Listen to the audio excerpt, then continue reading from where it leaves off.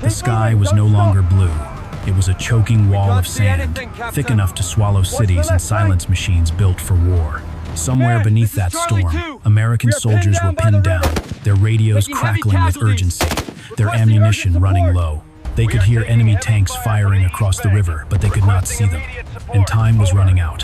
High above, two A-10 Thunderbolt II aircraft circled blindly, cut off from the battlefield by nature itself. The pilots knew the rules, they knew the limits, and they knew that crossing them could mean death. Yet the call from the ground was unmistakable. If the enemy crossed the bridge, there would be no retreat, no second chance, only the end. What happens when technology fails, visibility vanishes, and doctrine offers no safe answer? In those moments, war is no longer about systems or strategies. It becomes a test of judgment, restraint, and raw courage. A decision made in seconds can decide the fate of hundreds. This is not a story about a perfect plan executed flawlessly. It is a story about flying into the unknown, about trust between air and ground, and about what close air support truly means when everything goes wrong. So ask yourself this: when you cannot see the battlefield, when the margins for error disappear, what would you be willing to risk to save the lives below? The crisis at Muthanna Bridge did not erupt by accident. It was the result of speed, confusion, and an enemy determined to delay the advance toward Baghdad at any cost. American armored units from Task Force 2 to 69 had pushed hard through the outskirts of the city, outrunning supply lines and relying on momentum to keep pressure on collapsing Iraqi defenses. But momentum has limits. At the bridge, it ran out. Across the Tigris River, Iraqi Republican Guard units had prepared their stand. T-72 main battle tanks were dug in on the far bank, firing methodically across the water. Artillery and heavy machine guns swept the approaches. The bridge was not merely a crossing, it was a choke point, and whoever controlled it controlled the flow of the battle. For the American soldiers on the near side, retreat was not an option. They were exposed, low on supplies, and exhausted after hours of continuous fighting. On the ground, First Lieutenant John Coke Blocher was fighting two wars at once. One was fought with his rifle, crouched behind cover as bullets cut through the haze. The other was fought over the radio, his voice steady but urgent as he coordinated fires and relayed targeting information. He understood the stakes with brutal clarity. If Iraqi armor crossed that bridge, the engagement would turn into a catastrophe. Above them, the situation appeared deceptively calm. Two A-10 Thunderbolt II aircraft orbited in the murky sky, their pilots straining to see through a sandstorm that erased the battlefield below. The aircraft were built for this mission, slow, armored, lethal, but even the A-10 had limits. Visibility had collapsed to near zero. Flying lower meant entering a blind kill zone filled with anti-aircraft guns and shoulder-fired missiles. When Coke's call came through the radio, there was no hesitation in his voice. He needed immediate support. Not in minutes. Not when the weather cleared. Now, Lieutenant Colonel Raymond Donk Strasburger understood exactly what that meant. Close air support is built on trust. Trust that the pilot will put the aircraft where it needs to be, and trust that the man on the ground knows where friendly forces are. In a sandstorm, that trust becomes everything. Maps blur, landmarks vanish. One wrong assumption can lead to disaster. Donk rolled his aircraft and pointed the nose down into the storm. His wingman, Captain Greg, Billy Bob Thornton, followed without question. They crossed from relative safety into controlled chaos, descending below their usual margins, accepting risks that training manuals warn against. The radio filled with gunfire and explosions from the ground, an audio window into a fight they could not yet see. As they leveled out near the city, the outlines of buildings began to emerge through the dust. The Tigris River appeared ahead, a dark ribbon cutting through the urban sprawl. They followed it north at high speed, hugging the terrain, seconds ticking away as American troops waited below. This was the moment where preparation ended and judgment took over. The battle for the bridge was about to be decided not by numbers, but by decisions made under fire, in a sky that offered no mercy. The first pass was meant to be cautious. It became anything but. As the bridge area began to materialize through the storm, Donk realized the problem immediately. He could hear the battle clearly over the radio rifle fire, explosions, strained voices, but the ground itself kept vanishing back into the sand.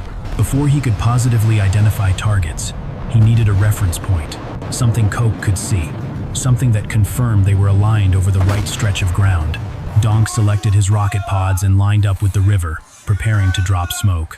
It was a routine action under normal conditions. He squeezed the trigger. Nothing happened. The rockets failed to fire. There was no time to troubleshoot. The bridge was rushing toward him, and muzzle flashes were already flickering through the haze. Iraqi anti-aircraft gunners had spotted the sound, if not the shape of the A-10. Moments later, 23mm cannons erupted, throwing long arcs of tracer fire skyward. Bright orange streaks clawed at the aircraft, passing close enough to register instinctively, even through layers of armor and training. With no smoke and no second chance, Donk improvised. He punched out flares, dragging a burning line of light across the riverbank. It was crude, imprecise, but it was visible. As he hauled the aircraft away, skimming rooftops and concrete, his voice cut through the chaos. He could see the tanks, he could see the fire. He needed clearance. On the ground, Coke saw the flares bloom through the storm. He knew instantly what they meant. Donk was over the target. There were no friendly forces east of the bridge. The risk of hesitation now outweighed every other concern. Clear to engage, Donk turned back in, this time armed with real firepower. The storm swallowed him again as he descended into a cone of tracer fire. Anti-aircraft rounds chased the aircraft, snapping past the canopy and wings. Through brief gaps in the haze, he spotted armored vehicles firing across the river. One BMP was accelerating toward the bridge, exactly what the ground forces feared most. He placed the reticle on the target and pulled the trigger. The GAU-8 cannon came alive with its unmistakable roar. The burst tore into the vehicle, shredding it in seconds. Donk climbed away as the battlefield fell briefly silent beneath him. Then his cockpit lit up.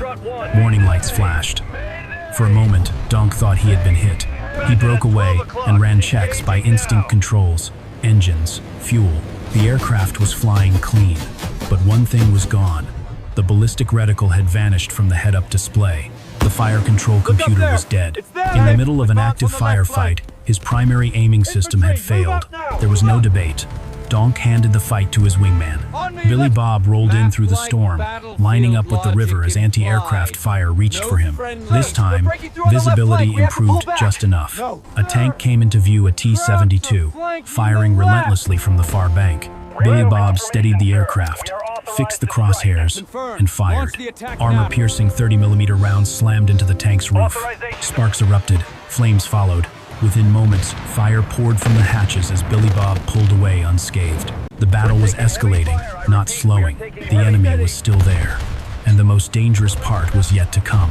By now, the battle had reached its most dangerous phase, not because of what the enemy was doing, but because of what time was taking away. Well, both A-10 seconds had been in the fight far longer than planned. The mission profile calculated before takeoff no longer applied to a low-altitude firefight in a sandstorm. Every pass over the target area burned precious pounds of fuel, and the margin for error was shrinking fast. Bingo fuel, the absolute minimum required to reach a friendly airfield, was approaching. Donk knew this was the moment where discipline usually ended a mission, but he also knew what would happen below if they left too soon.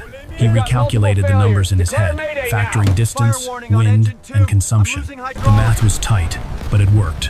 They could stay. Revise bingo down by 500. It was a quiet decision with enormous weight. They were choosing to remain over a lethal battlefield with less fuel than doctrine preferred. There would be no mistakes on the way home. Below them, the enemy adapted. As Billy Bob lined up for another run, he focused on new targets, supply trucks, and air defense positions that sustained the Iraqi armor. He never saw the lone soldier on a rooftop, lifting a shoulder-fired missile into position. The man-pads launched. The missile streaked upward, tracked briefly, and then missed, sliding past Billy Bob's left wing by feet. He broke hard to the right, abandoning the attack. In the cockpit, training kept his voice steady, but the reality was unavoidable. He had been seconds from dying. There was no time to dwell on it. Billy Bob turned back in. This time, he found the supply trucks. Short, controlled bursts from the 30mm cannon ripped through them, igniting fuel and ammunition. Fire rolled across the riverbank as he escaped once more, the anti-aircraft fire growing increasingly desperate. With his fire control computer still down, Donk adjusted his approach. He selected a Maverick missile, relying on its camera to identify targets. The storm made acquisition nearly impossible. When the image finally stabilized, the window was small. He picked a BMP and fired. The missile struck from above, engulfing the vehicle in flame. That was the breaking point. Under relentless pressure from the air, Iraqi forces began to withdraw from the riverbank, pulling back into the cover of urban buildings. Tank fire across the bridge ceased. The shelling that had pinned American troops in place fell silent. Without armored support, the infantry attacking from the rear also disengaged. Relief came through the radio, raw and unmistakable. But the fight was not over yet. 2 anti-aircraft guns still fired defiantly into the sky. Donk and Billy Bob agreed on one last push. Billy Bob went first, lining up the AAA battery he had spotted earlier. His burst tore the gun apart. As he turned away, tracers snapped past his wingtips. Donk followed, destroying the second gun moments later. Only then did they pull away. After 40 minutes of continuous combat, the battlefield finally grew quiet. Task Force 2-69 had survived. No armored vehicles were lost. Casualties were minimal. The bridge held. The cost had been measured not just in fuel and ammunition, but in the narrow space between survival and catastrophe. What unfolded over Muthanna Bridge was not just a tactical success. It was a living demonstration of how modern American warfare depends on integration air, ground, and human judgment fused under pressure. From a U.S. military perspective, this engagement reaffirmed a doctrine forged over decades. Close air support is not about firepower alone. It is about trust. Trust between pilots and soldiers, who may never meet face-to-face, yet rely on each other absolutely. In this battle, that trust replaced technology when systems failed and visibility collapsed. The coordination between Donk, Billy Bob, and Coke was not scripted. It was earned through training, discipline, and shared risk. Strategically, the engagement highlighted why the A-10 remained indispensable despite repeated calls for its retirement. This was not a clean, high-altitude strike. It was dirty, low, slow, and personal. The aircraft's survivability, loiter time, and devastating cannon allowed American forces to hold terrain that could not be abandoned. Precision came not from sensors alone, but from proximity and communication. For American commanders, the lesson was clear. Speed of advance must be matched with resilience in support.